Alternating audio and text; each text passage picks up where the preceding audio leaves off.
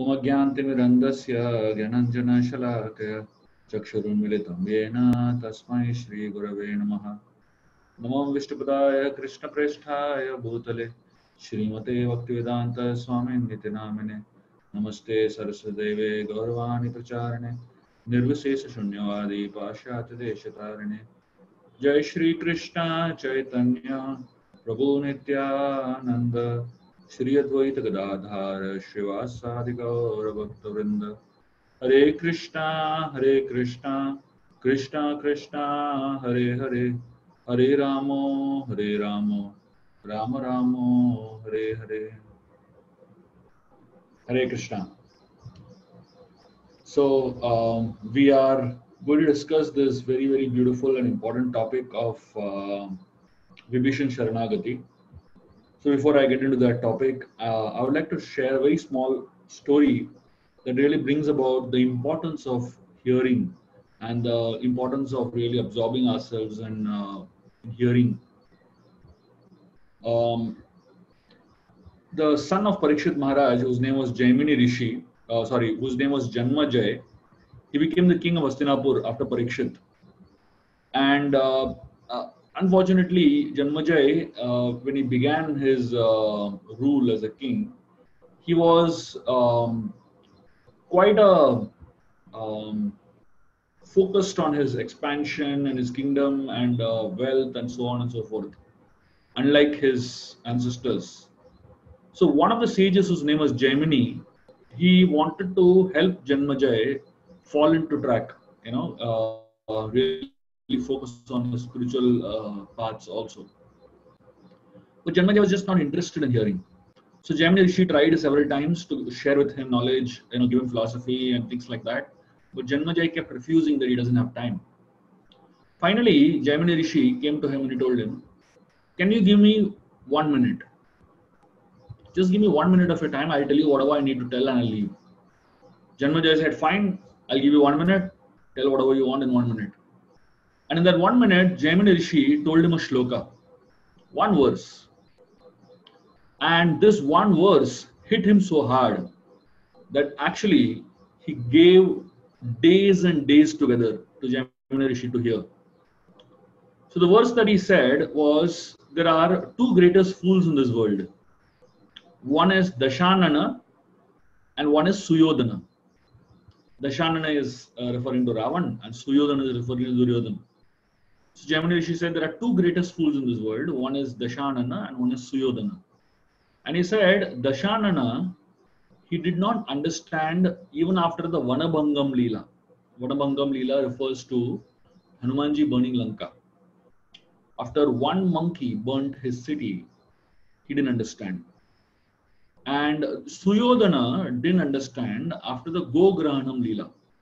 Gograhanam Leela is when the entire Kuru army, with all the most powerful generals, they attacked the Virat kingdom. And Arjun single-handedly defeated all of them. So Jaimini Rishi said, Suyodhana and Dashanana, they are the greatest fools. One didn't understand after Vanabhangam and one didn't understand after Gograhanam. He said this and he said, that's it. This is what I wanted to tell you. Thank you very much. Now, Janmajay, he became very intrigued. What exactly is this Gograhana? What exactly is this Vanabhangam? So he said, can you tell me a little more details? This is, what are you talking about? What stories are you talking about? Jaimini Rishi said, see, if you wanted me to tell you the essence in 1 minute, I told you. But if you want me to tell details, then you can't restrict me with time. Janmajay said, no problem. Just tell me the story. I want to know the story properly. And then Jaimini Rishi went on to speak the whole Mahabharata, the whole story of the Mahabharata. And it took him days and days, hours and hours of speaking every day. And after so many hours of speaking, after so many days, he began by saying, I can't even give you 1 minute. And he has given him so many days and so many hours of hearing now.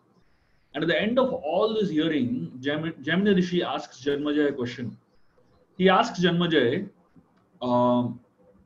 according to you, you have heard the whole Mahabharata now. In the Mahabharata, there are 4 very important things mentioned, Dharma, Artha, Kama and Moksha. According to you, which is the most important one of the four? And Janmajay, he tells Gemini Rishi, according to me, all the four are not important. So, Gemini Rishi was confused. What did this guy hear after so many hours of days of hearing? Janmajay says, according to me, the most important thing is you keep speaking and I keep hearing. Nothing else is more important to me. So he developed so much taste in hearing, and he developed so much taste in understanding the deeper truths of life, that he didn't want Gemini Rishi to stop only. So imagine what a transition. Huh? He didn't have 1 minute to hear in the beginning, and now he has given so many hours to hear, and after that he is saying it's not enough. You keep speaking. And that's the power of hearing from the right source. And there's a power of hearing in the right mood also. So Vibhishan Sharanagati speaks about essentially three things. The three most important aspects of devotion are Bhakta, Bhakti, and Bhagavan. These are the three most sweetest aspects of devotion. So Ramayana has three things to offer us. A lot of people misunderstand that Ramayana does not have devotion in it. But that's not a fact. The Ramayana has Siddhanta, the Ramayana has Rasa, and the Ramayana also has Sadachar, dealings. It has philosophy, it has mellows, different relationships, and it has a deeper understanding of etiquettes. So we're going to see one very special and one of the very, very important aspects of Ramayana, which is Vibhishan Sharanagati. At the end of this discussion, you will find yourself really spiritually nourished, and you will find yourself much more clearer in terms of what really Sharanagati means to us. So through the life of Vibhishan, we're actually talking about our own shelter, our own taking shelter. So the first meeting of Vibhishan and Lord Ram took place not physically, but took place when Shurpanakha came, into Janasthan, to Panchavati. So when Shurpanakha entered, she was obviously, in great love with Lord Ram. She wanted to marry Ram, and she asked first Ram, "Who are you?" Ram introduced himself completely, and then she introduced herself. And while she was introducing herself, she happened to speak about her brothers also. She spoke about Ravan, she spoke about Kumbhakarna, and then she spoke about Vibhishan. And she introduced Vibhishan by saying, Vibhishan is a Dharmatma. Vibhishanastu Dharmatma, Natu Rakshasa Chestita. So she said, Vibhishan is a Dharmatma, and he has no qualities of a Rakshasa. So apparently from her point of view, she was saying, he is a black sheep in our family. He is the wrong person. He is absolutely a misguided person. And he's a misfit into our family. Now, the interesting thing is, why did Shurpanakha say that he is a misfit? But from a Rakshasa standard, he is a misfit. But the word Dharmatma caught Ram's attention. And that was his first impression of Vibhishan. That was his first impression of Vibhishan. He's a Dharmatma. I mean, imagine if a demon is calling him a Dharmatma, then what would saintly people call him? And so that shows what kind of a person he was. So Ram registered that in his mind. So by our actions, we influence people's thoughts. And people form an opinion about us. And that's exactly what happened with Vibhishan. By his constant actions in the path of Dharma, he formed an impression about himself in his brothers and sisters. And that's what Shurpanakha kind of came and introduced him as. Go a little backwards to find out why Shurpanakha called him a Dharmatma. And it's very interesting. There was a time where Ravan and all his siblings, they performed tapasya together to please Lord Brahma. So Ravan, Kumbhakarna, Vibhishan, and Shurpanakha, all of them together performed. We say that a family that prays together stays together, right? And here is a family that is all praying together. But the prayer should be the right intention. Obviously, these people were praying. All of them were praying with the wrong intention. So here, Vibhishan, so all of them prayed intensely, perfected their prayer, and then Brahma appeared, and Brahma gave each of them a boon. So Ravan asked for some boon, Kumbhakarna asked for some boon, Shurpanakha asked for some boon. I'm not going to get into details of that. But when it came to Vibhishan's turn to ask for a boon, so the three of them, the first three of them, when they asked for their boons, they were asking for boons that would give them great powers, great abilities, practically immortality, and so on and so forth. But when Vibhishan's turn came to ask for a boon, he prayed, he said, "My dear Lord Brahma, give me a boon that I never give up dharma in my life. And even in the toughest situations, let me not give up dharma." Now imagine, what kind of a boon he's asking in spite of being a demon. So the other brothers and his sister, they were aghast. They said, "Are you a fool? What's wrong with you? You gone mad? You're asking for such a boon." So now Vibhishan was determined about it and he just stuck to it. So a lot of people, they somehow don't connect with the concept of dharma. And there are some people who are just happy being, following the life of adharma. Like, Kumbhakarna, Shurpanakha, Ravan, they were only concerned about themselves. They had no concern about others, basically. And Vibhishan was in this mood of, wanting to follow path of dharma and concerning about others. Like, for example, there are sometimes, we have these very foolish desires. There was a small child who wrote a poem. And in his poem, he was actually praying to the Lord, praying to God. And he said, "My dear God, I want to be a dog in my next life." Why? Because no exams. Dogs have no exams to answer. So apparently, we tend to have these crazy desires in our heart, which we express in different ways. Vibhishan, in spite of being in the association of Ravan, in spite of being in the association of Kumbhakarna and Shurpanakha, he was not affected by peer pressure. And that's the kind of power that attracts the heart of the Lord. Being in the worst of situations and being a dharmatma is not easy. Being in a family of devotees and being a little dharmic is much easier. But if you need to be dharmic in a surrounding of demons, that really requires a lot of strength internally. So that was how Ram's first impression of Vibhishan was. And then eventually, Hanumanji reached Lanka, where Hanumanji actually came across Vibhishan. And Hanumanji was tied up and brought in front of Ravan. And Ravan had actually given an order to kill Hanumanji. And at that point, Vibhishan intervened. And Vibhishan said that a messenger can never be killed. If you want, you can cut off his limbs, or you can, harm him in some way, but you cannot kill him.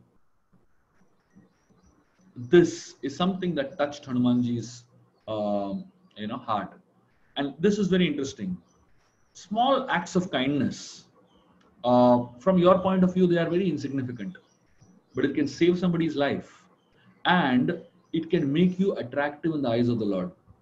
So Hanumanji, when he saw Vibhishan and he saw that Vibhishan actually had saved his life, Hanumanji came back and he actually told Ram this, how Vibhishan had intervened and saved his life at that point. And that again led to the second impression of Vibhishan in the heart of Lord Ram. Sharanagati comes much later. First comes impressions. When you surrender to the Lord, before you surrender to the Lord, there should have been some impressions in the Lord's heart for the Lord to accept your surrender easily. All our actions, all our life, we take small actions, small steps towards the Lord. Each step, it creates an impression in the Lord's mind about us. And then finally, when we become qualified to surrender at one particular point in life, then the Lord recounts all those small impressions that have come over a period of time. and then he makes a decision whether you are worth accepting or no. And that's what we will come to towards the end of this session. The third situation was when Hanumanji left Lanka, leaving a burnt Lanka, completely destroyed.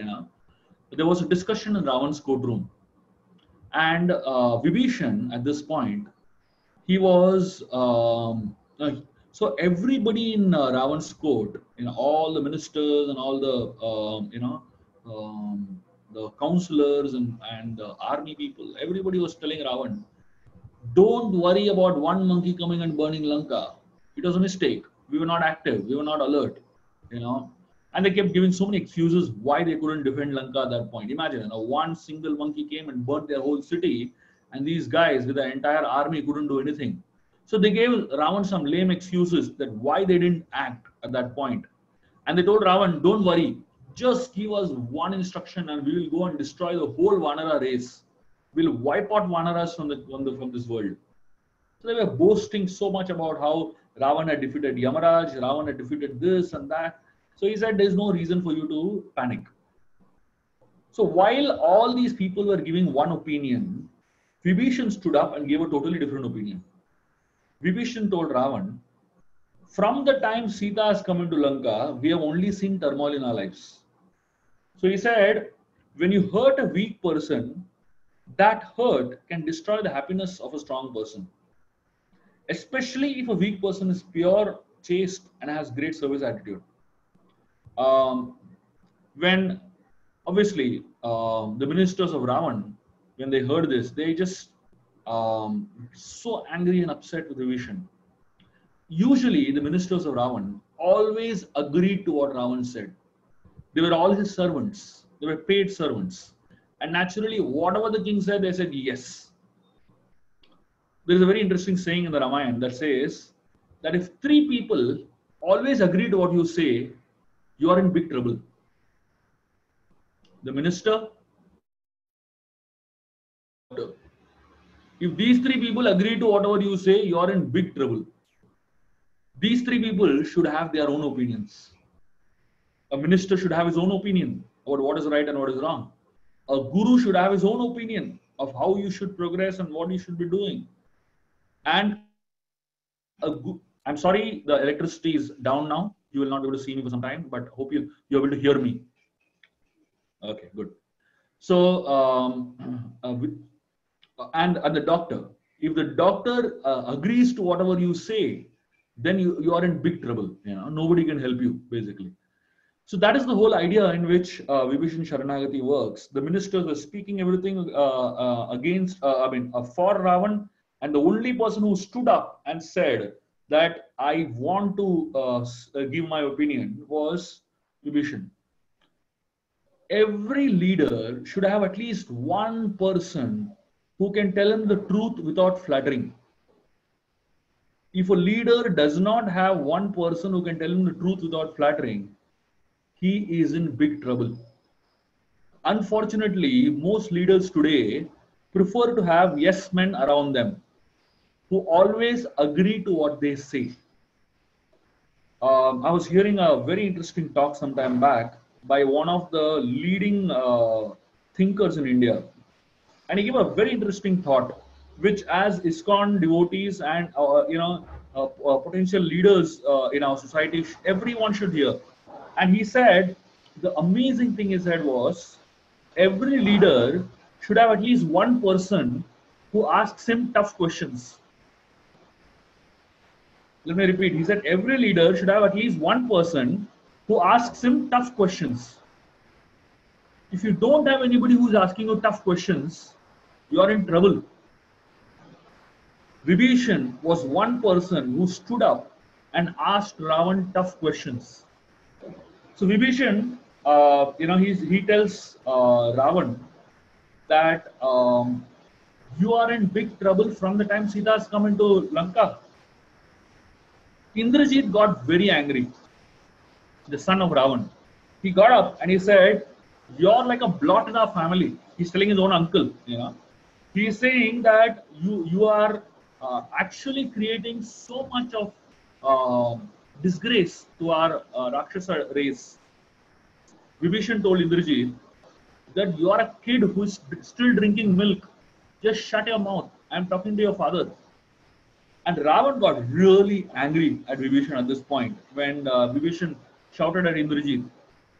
Now, the problem in Ravan's Lanka is people have discussions that are always beneficial to Ravan from a materialistic point of view. But Vibhishan was giving an opinion from a deeper perspective and from a larger perspective.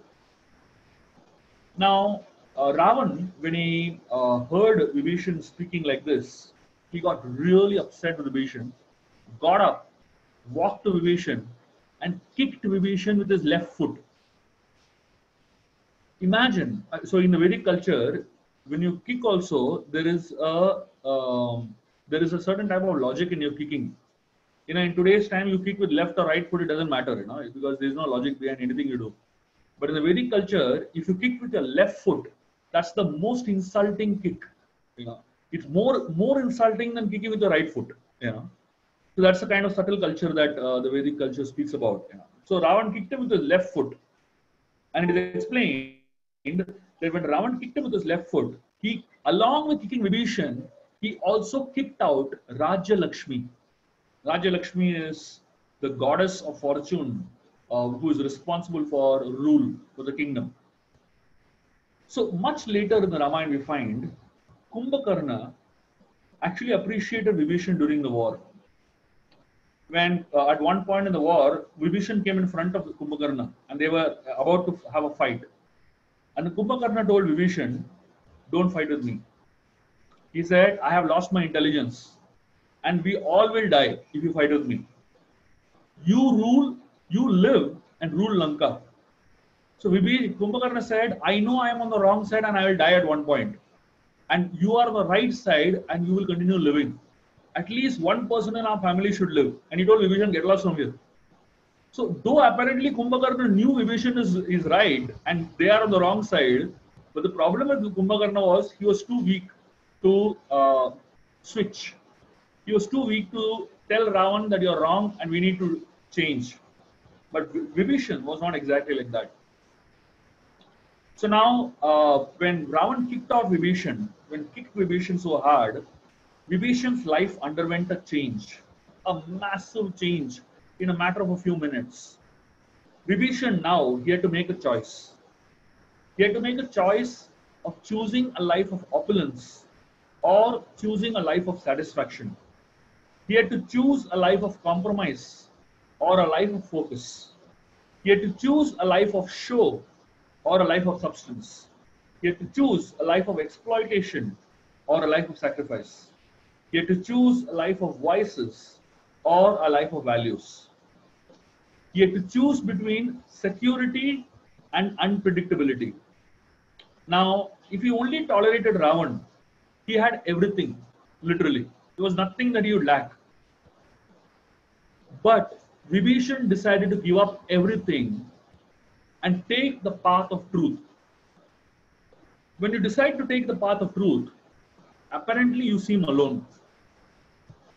Vibhishan decided to walk out of Lanka. And while walking out of Lanka, he made one announcement.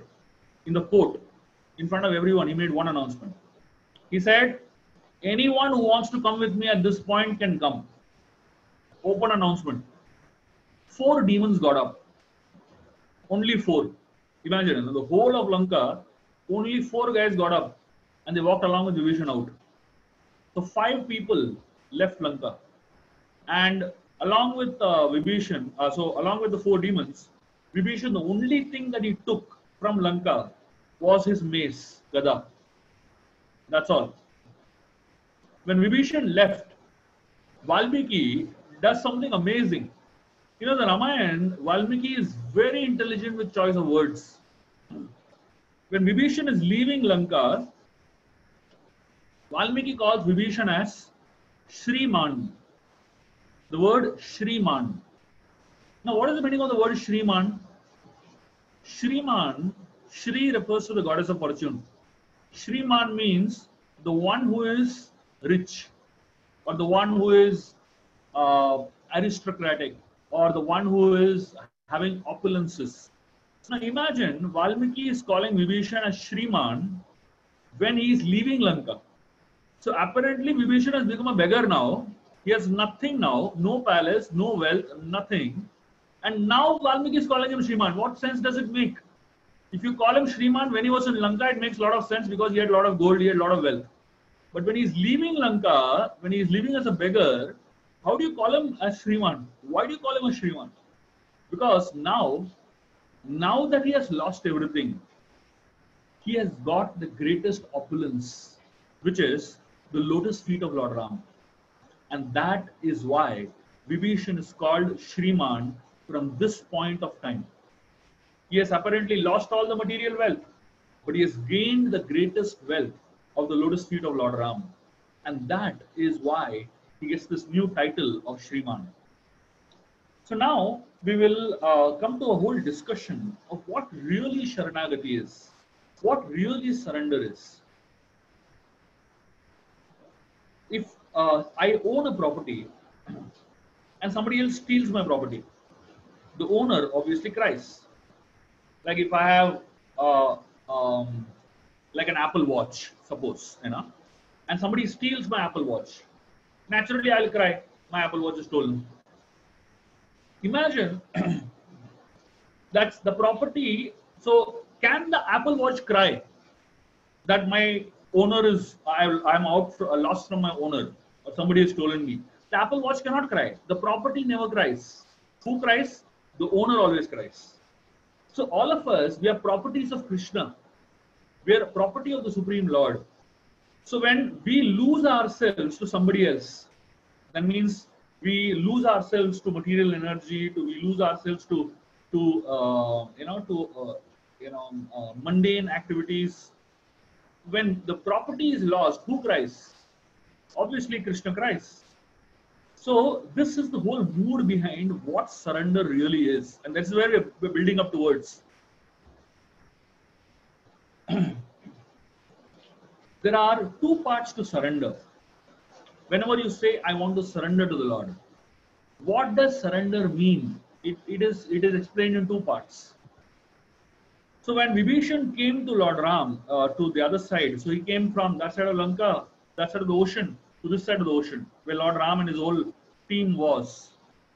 When Vibhishan came, he was in the airway, and he landed on the other side, and he told the monkeys, the Vanaras, and Sugriv was very much there. He came with his hands folded.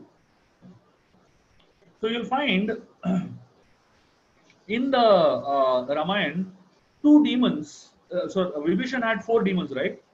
So two demons were standing with their hands folded like this. Now, what does hands folded actually show?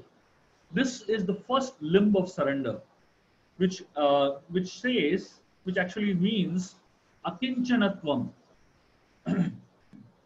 The word akinchanatvam means I don't possess anything. I don't own anything.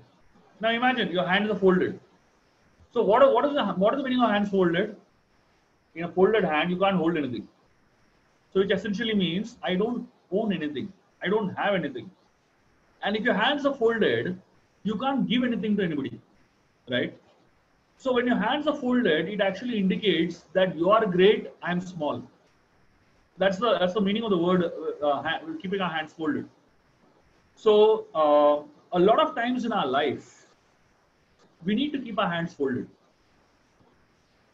Like in the Mahabharata, we find there was a particular time where in the war, Ashwathama, he had released the Narayanastra. Narayanastra is a very, very powerful weapon. And when the Narayanastra was released, the Pandavas had no idea how to deal with it because it was a very, very powerful missile and it was practically destroying the whole Pandava army. Arjun had no way to counteract it, and so many of the others, nobody had any way to counteract the Narayanastra. So in this confusion, the Pandavas were trying to fight against the Astra.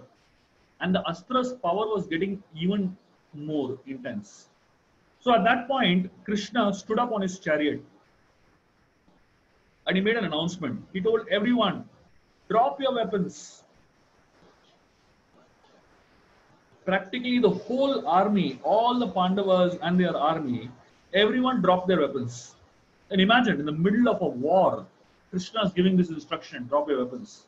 So the whole army, they drop their weapons. And then Krishna tells all of them, fall on the ground and pay obeisances. Everyone in the army actually fell on the ground and started paying obeisances. So Krishna has the ability to convert a war field into a temple. Now imagine in a war field, who does Dandavat? Nobody does Dandavat, you know. The only time you do Dandavat is when you die. But here, Krishna has asked everyone to drop their weapons and offer obeisances. And everyone did that, except Bhima. Bhima told Krishna, I don't care for any of the Astras. I'm not going to drop my weapons. I'm a Kshatriya. I'm going to fight till the end. And he started running towards the Astra, and the Astra concentrated its complete energy on Bhima only. And Bhima would have been destroyed. But Krishna ran to Bhima, wrestled with Bhima. Imagine, Bhima is such a huge person. Krishna actually wrestled with Bhima, threw his mace away, and pushed him on the floor and made him lie flat on the floor. As soon as Bhima lied on the floor, and all the Pandavas are lying on the floor, the Narayana Astra simply disappeared. The Narayana Astra just disappeared totally. The Pandavas were amazed. Even Ashwatthama was amazed. So they asked Krishna, how did this happen? How did this Astra just disappear? And Krishna explained that the only way to counteract the Narayana Astra is by falling flat in front of it, by being humble in front of it. If you humble yourself in front of the Astra, if you fall in front of the Astra can never harm you. The Astra harms only those people who fight against it. And therefore, the only cure to Narayana Astra is drop in front of it and surrender to it. So there are many problems in life that cannot be countered, that cannot be fought against. There are some problems you need to stand up and fight against. And there are some problems in life that you need to take shelter of. You need to become humble in front of. You should know which problems to become humble in front of and which problems to stand up and fight. Not every problem can be fought. Some problems have to be won over by humility also. So folding hands indicates akinchanatvam. That means I don't own anything. And the second limb of Sharanagati is known as Ananya Gatim. Ananya Gatim means I cannot go anywhere else. I will not go anywhere else. First is I don't own anything, and second is I cannot go anywhere else also. So two demons were with their hands folded, and two demons were with their legs folded.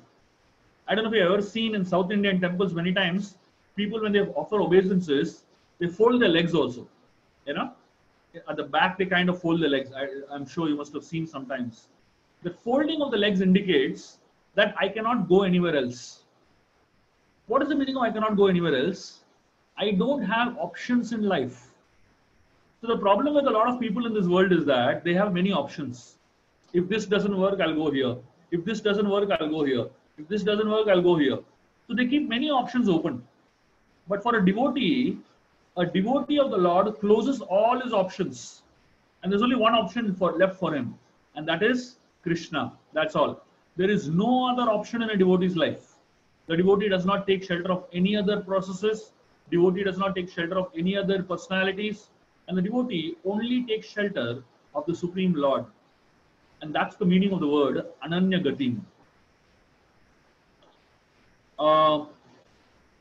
One time, there were two ants who were on top of a mountain. And these two ants were thinking, how do we cross and go to the other mountain? Now imagine if you are on top of one mountain, and standing on a mountain is, for an ant to cross from one mountain to another mountain, how much energy it takes? Imagine. it may probably take 1 full year for the ant to jump from one mountain and reach the peak of another mountain. So the two ants were standing over there and thinking, if we want to go to the other mountain, what do we need to do?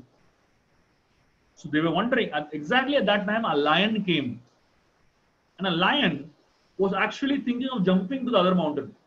If a lion wants, it can jump from one cliff to another. So these two ants went and stood, climbed on top of the lion's feet.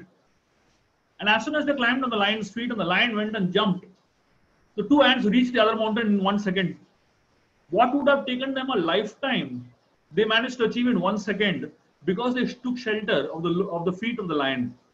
Similarly, the whole concept of Ananya Gati means I take shelter of the Supreme Lord. I have no other place to go. I have absolutely no other place to reach.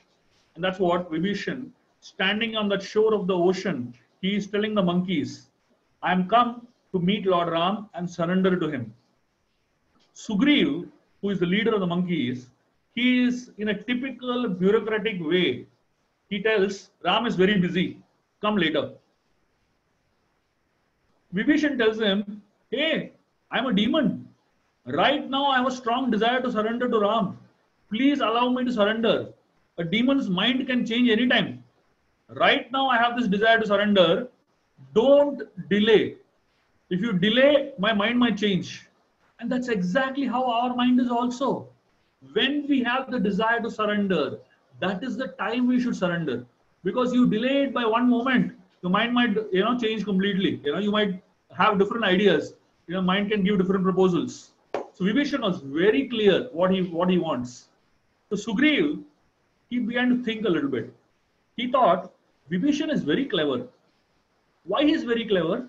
Because he is holding a mace, which indicates the way he is holding a mace indicates that he can handle any kind of weapon.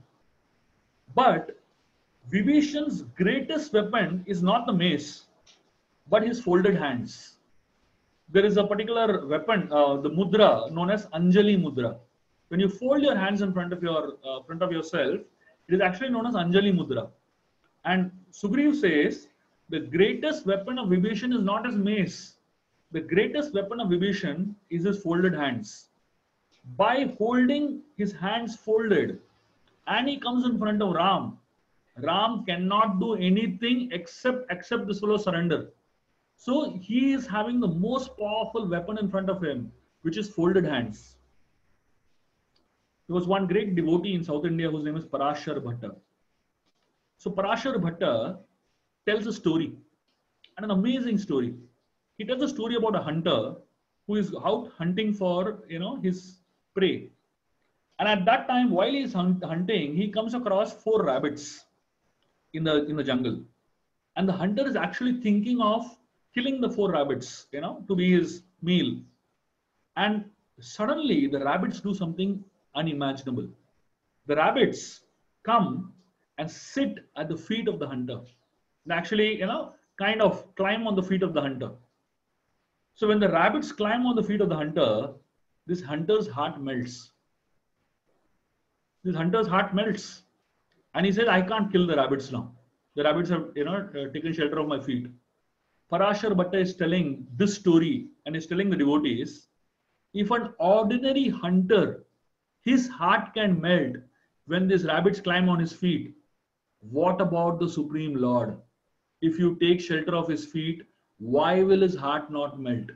If a hunter whose heart is so hard-hearted, his heart can melt, why will the Lord whose heart is so soft-hearted, his heart not melt? And therefore, Sugriv realizes this fellow is very dangerous. And then Sugriv goes to Lord Ram and tells him, Vibhishan has come. Ravan's brother has come and he's asking for your shelter. What should we do? Should we bring him to you? Ram asks all the monkeys a question. The question that Ram asks the monkeys, he's asked them, can I give shelter to Vibhishan? Look at the question of Ram. He's asking the monkeys, can I give shelter to Vibhishan?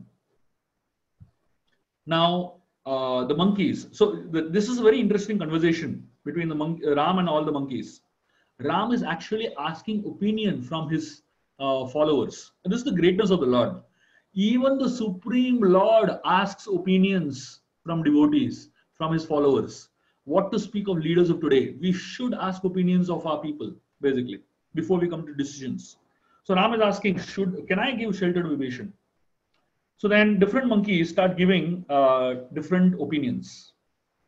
Sugriv speaks up first. And Sugriv says, we have come to kill demons. But if you make friends with the demons, people will think that Ram has no power. Demons are poisonous. We should not let him go. In fact, we should kill him. When Sugriv said that, Ram's eyes began to glare in anger. When he said, kill Vibhishan, he was like really upset and angry at Sugriv. But he didn't say anything, obviously. So then the other monkeys, when they saw that Ram is getting angry, none of them actually said after that, kill Vibhishan. All of them gave their opinion. They only said we should not accept Vibhishan. No one spoke of killing Vibhishan because they already saw Ram's face is angry. Then finally, after all the monkeys spoke, Ram asked Hanumanji. And then Hanumanji gave his experience of how Vibhishan had helped him. And how Hanumanji concluded by saying that now he has come to us with the desire of the kingdom. That means the idea is when he takes shelter of Ram, Ram will help him kill Ravan and get the kingdom. Just like Ram helped Sugriv kill Vali and get the kingdom. So Hanumanji says he has come with the desire of getting the kingdom. Therefore, Ram should give him shelter. And then Ram spoke. After everybody spoke, he said, would you like to hear my opinion?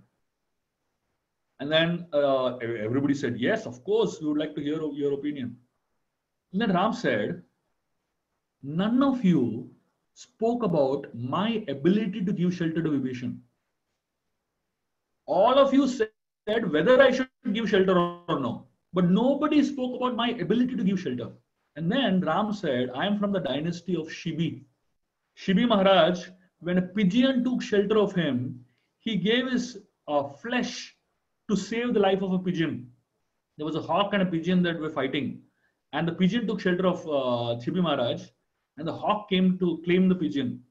The Shibi said, I've already given shelter to the pigeon. So then the hawk said, what about me? I need food. Shibi actually cut off his own flesh from his body and gave it to the pigeon, which was of the weight of the hawk's body, of the pigeon's body, basically. He gave it to the hawk to eat. So, Ram is saying, I am from that dynasty. And he's saying, after 14 years, when I go back and tell Vashishta, my guru, that I did not give shelter to Vibhishan, my guru will get angry on me. And then Ram speaks about gratitude. And Ram he speaks so many stories, which I will not get into details of. And he tells these stories to inspire the monkeys to understand that when somebody takes shelter of you, somebody is depending on you, you need to be grateful to that person and you need to accept that person as it is and give shelter to that person. And then finally, Ram looks at Sugriv and tells Sugriv, he tells actually a story of a monkey, who actually saved. And this is a very interesting story. Let me tell this story. There was once a tiger that was chasing a man. And this tiger chased this man rapidly. And this man ran at great speed. Somehow to save his life, he climbed a tree.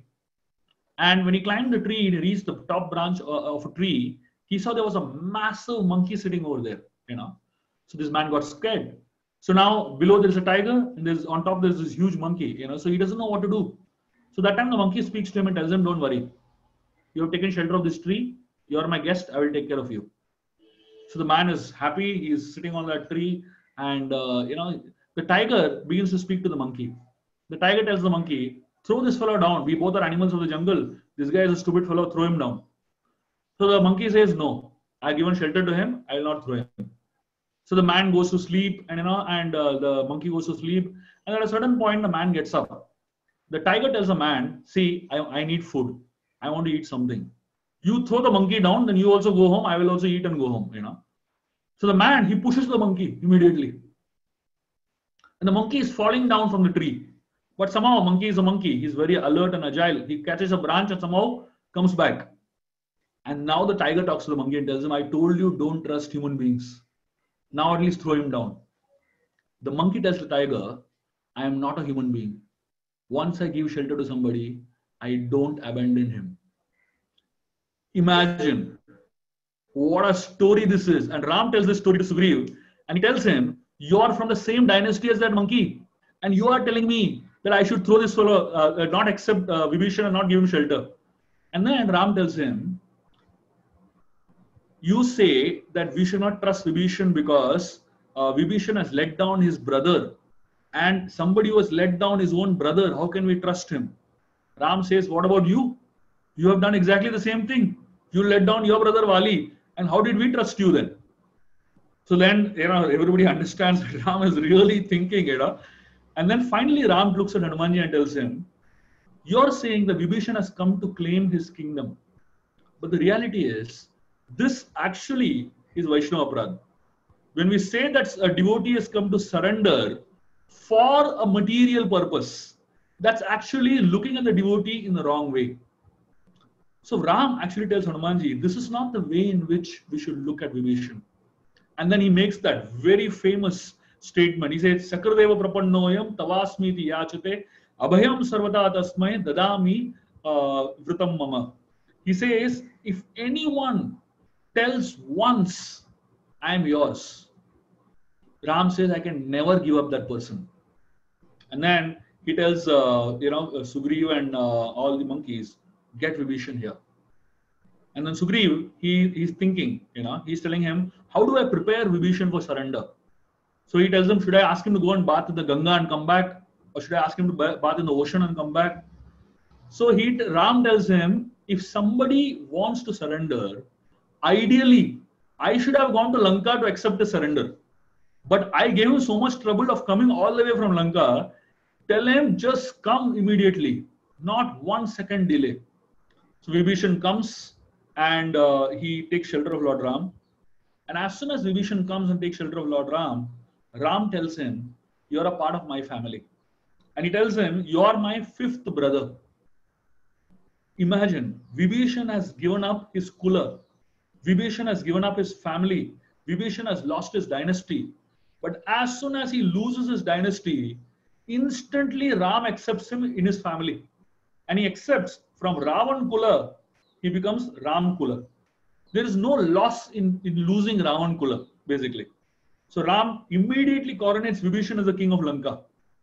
It's a post-dated check, basically, Lanka is not even won. Ravan is not even defeated. But here, Vibhishan is coronated as king of Lanka also directly. So the monkeys, Ram at that point is crying tears. And the monkeys are wondering why he's crying. He says, anybody who has taken shelter of me, I've given them something. I've given them a kingdom. Sugriv took shelter of me, I've given him a kingdom. Vibhishan is taking shelter of me, I'm giving him a kingdom. So everybody who's taking shelter of me, I'm giving them a kingdom. I gave Bharat a kingdom. But the only person I could not give a kingdom was Jatayu. Because Jatayu was somebody who did so much for me, but I could not coronate Jatayu and make him a king of some kingdom. And the monkeys finally ask Ram a question. They ask him, what if Ravan comes now? What if Ravan comes to surrender to you? Ram says, whoever comes, get them to me. I will accept their surrender.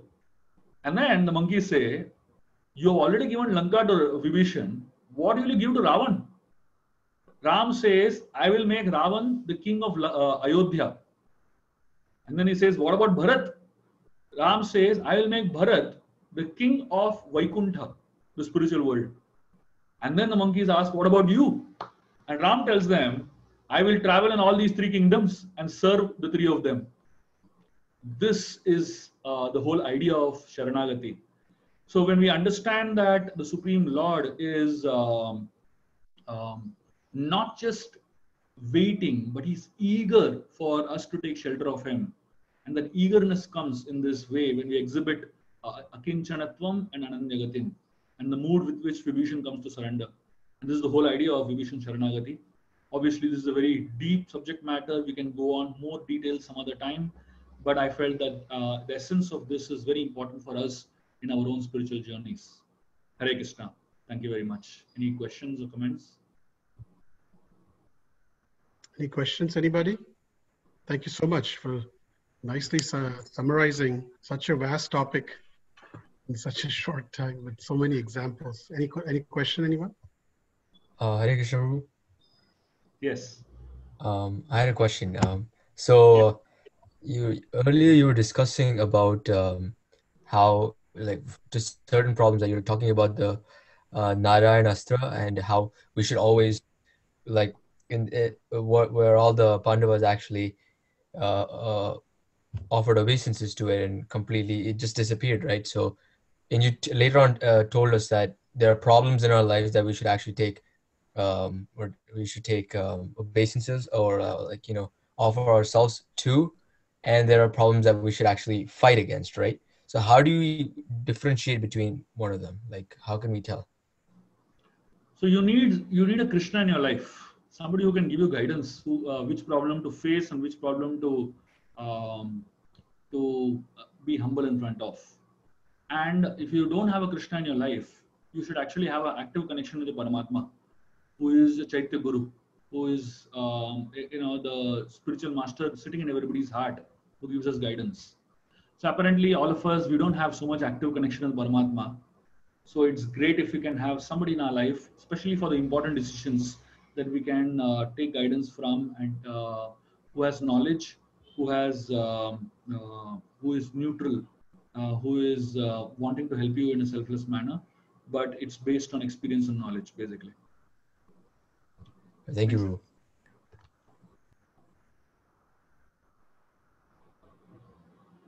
Anyone else? Oh, I have one question.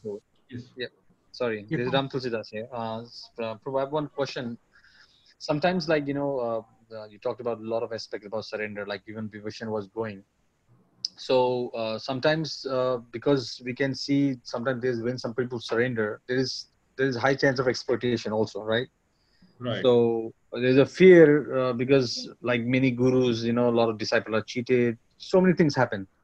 So how to come off that out of that, like maybe like we are trying to surrender Krishna, the Guru, like maybe they are not cheating us or something, like how to go out of that, like division is going, like maybe Ram may maybe exploit or misuse me, right? That can happen, but how to come off that mood and surrender completely. So faith is an integral part of life. When you go to a barber, to a salon to, cut your hair, you're sitting over there, and there's a stranger who has a knife in his hand, and you're actually offering your head to that fellow. And most of the times when you go to a barber, you go to sleep. So imagine what kind of faith you're having in a stranger. You have never seen his criminal records. You have never seen, what he's done in the past, and you just offer yourself to him completely. When you travel in a flight, you don't ask the pilot for his license, do you? When you go to a doctor for surgery, you offer your life to that person, and you with the expectation of the faith that he will not harm you. So faith is an integral part of life. You can't avoid having faith, but obviously the faith has to be reasonable faith. It's not blind faith. So what you're talking about is when you take shelter of somebody with blind faith, then there is a possibility that there will be exploitation, misuse, etc. But when you have reasonable faith, when you reasonable faith essentially means that you have logically verified and understood who the person is, and why I'm taking shelter of that person. And after that logical verification and observation for a certain duration of time, then you come to a conclusion. So that kind of faith is usually not destroyed. you know so yes, we do have exceptions. We have exceptions in everything, where people lose faith in different aspects. But just because we lose faith in some aspect, it doesn't mean that the institution of the spiritual teachings itself is bad, or the whole concept of surrender itself is bad. We can't lose faith in it. It is because you find some exploitative teachers in the schools doesn't mean you stop going to schools. When you find some exploitative teachers in the exploitative leaders in politics, doesn't mean that you lose faith in politics.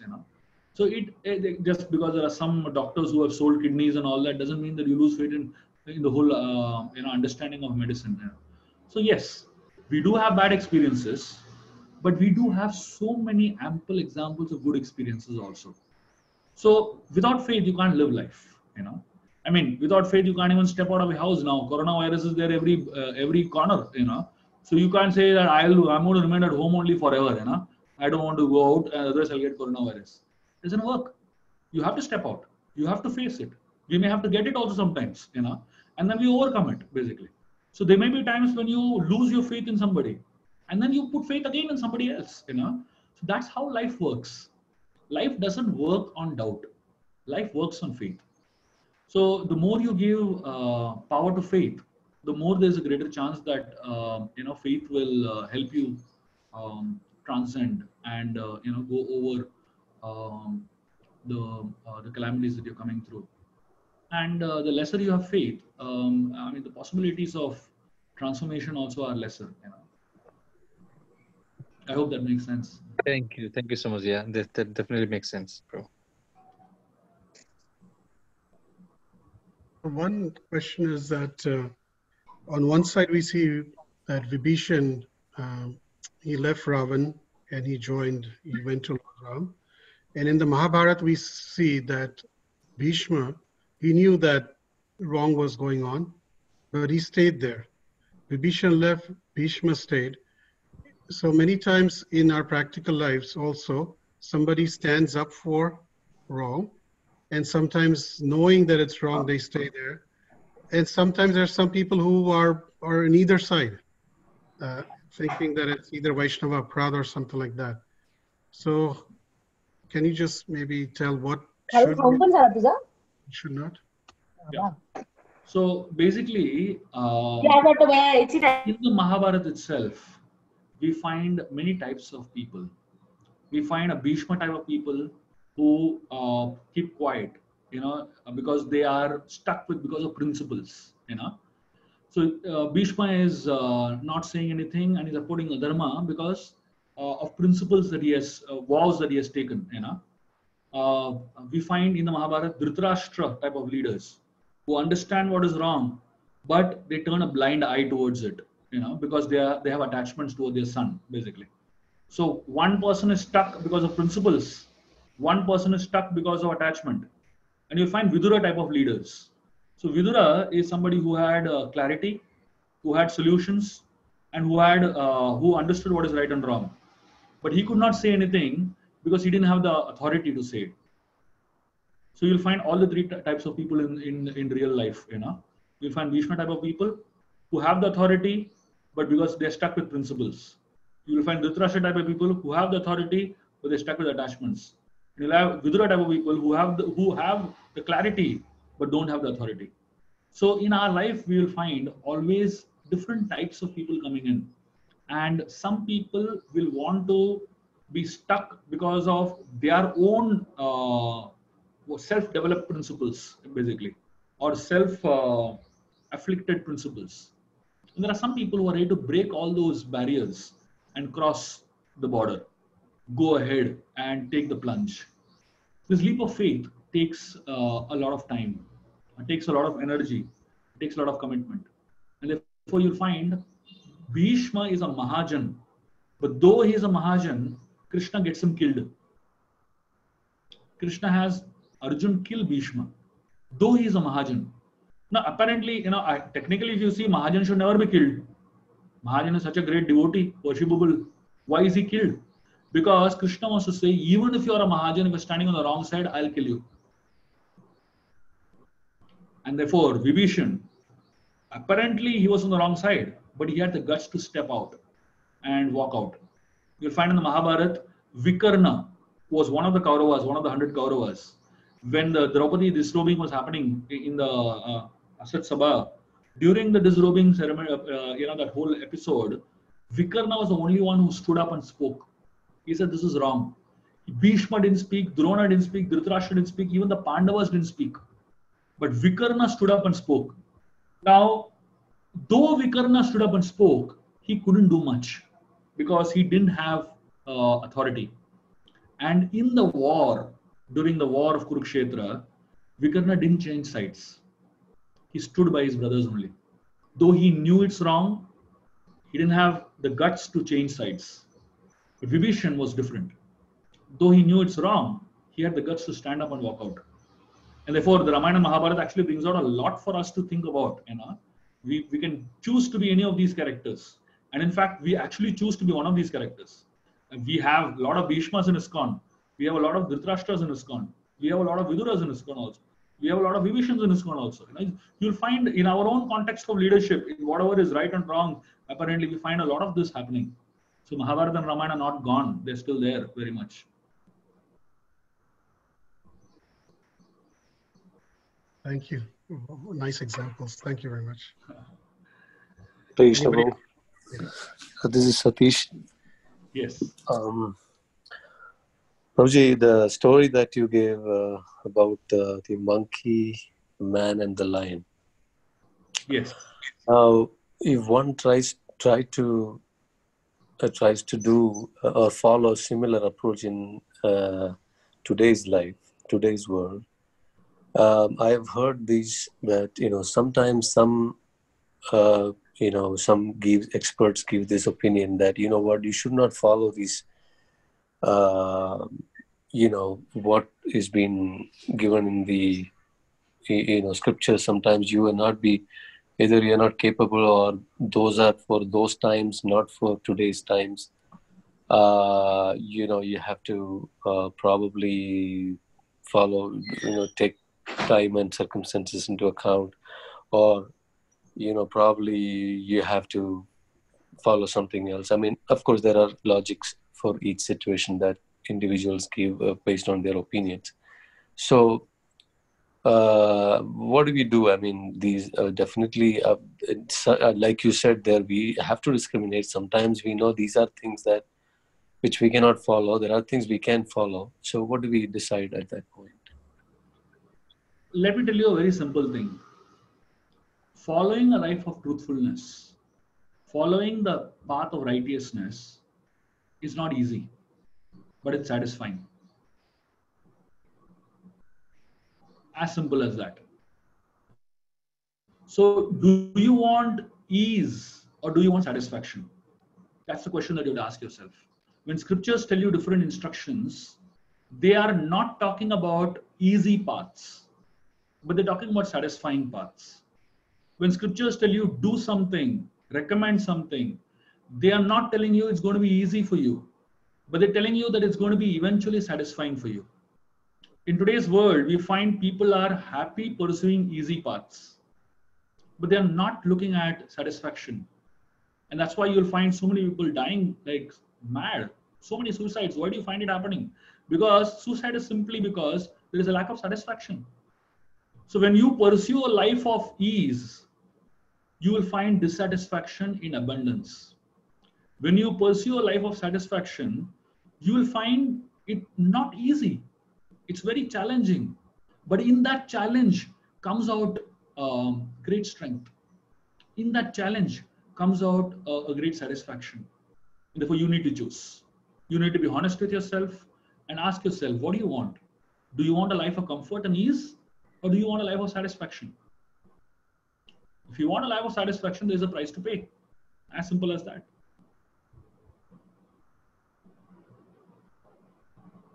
Does it make sense? It does. Thank you, Guruji.